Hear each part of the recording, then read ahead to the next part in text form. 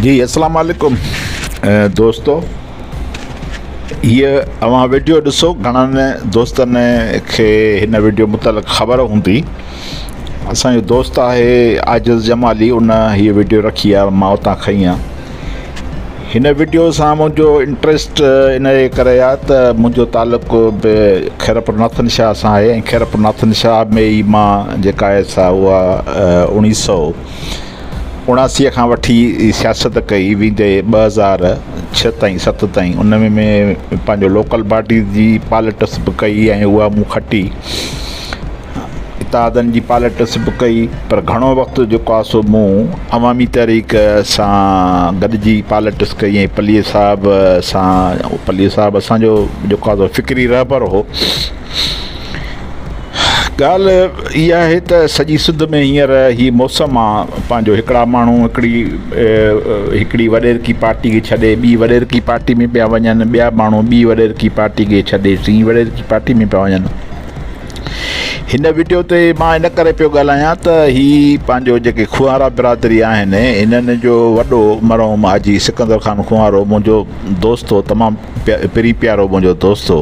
असांजी तमामु वॾी हुज हूंदी हुई, पाण में कचहरियूं कंदा हुआसीं ऐं इलाही हुन सां पंहिंजो वेझड़ाइप हुई।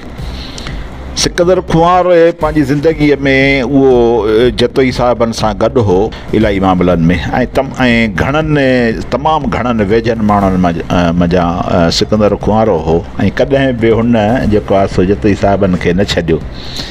हीअ वीडियो मां ॾिसी मूंखे सची ॻाल्हि इहा आहे त तजब थियो आहे त पंहिंजो हीअ कीअं जेको आहे सो जतोई साहिबनि खे छॾियो आहे।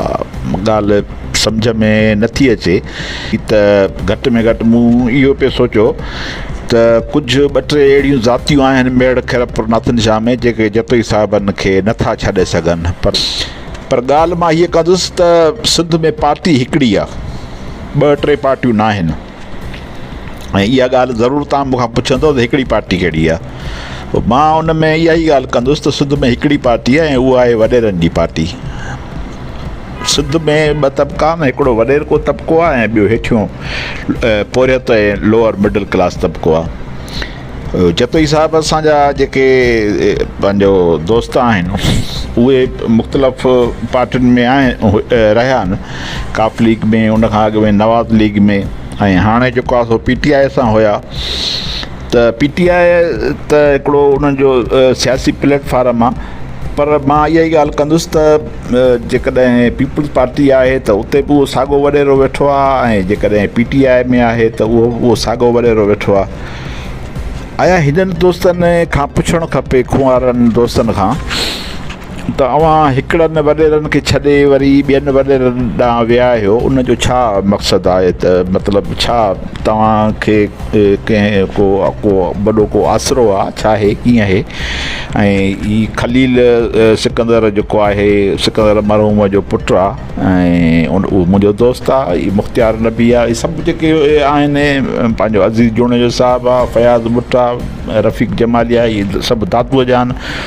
मुंहिंजो दादूअ सां वास्तो आहे, खैरपुरनाथन शाह में मुंहिंजो नंढपण थी वॾो थियो आहियां, त मूंखे ख़ुदि जेको आहे सो हीअ वॾी हैरानगी थी आहे।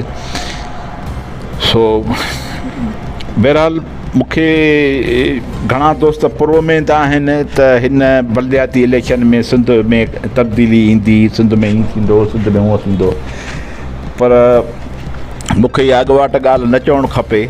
पर मां हिकिड़ी कड़ी गोरी खाई इहा ॻाल्हि चवां थो त हिन इलेक्शन में का बि तब्दीली कान ईंदी। ॾिसां पियो सोशल मीडिया ते त वॾेरनि जा माण्हू उहे वॾेरनि जे पारां माण्हुनि ॾे क़ुर शरीफ़ खणी था वञनि। तव्हां हिकिड़ी वीडियो ॾिठी हूंदी त हिकिड़ो जेको आहे सो नवाबनि जे साम्हूं बीठो, उन ॾे वरी नवाबनि जा माण्हू जेके आहिनि उहे 50-100-200 माण्हू गॾिजी उन ॾे क़ुर शरीफ़ खणी विया त तूं हथु खण। हाणे इहा आहे सिंध जी पॉलिटिक्स।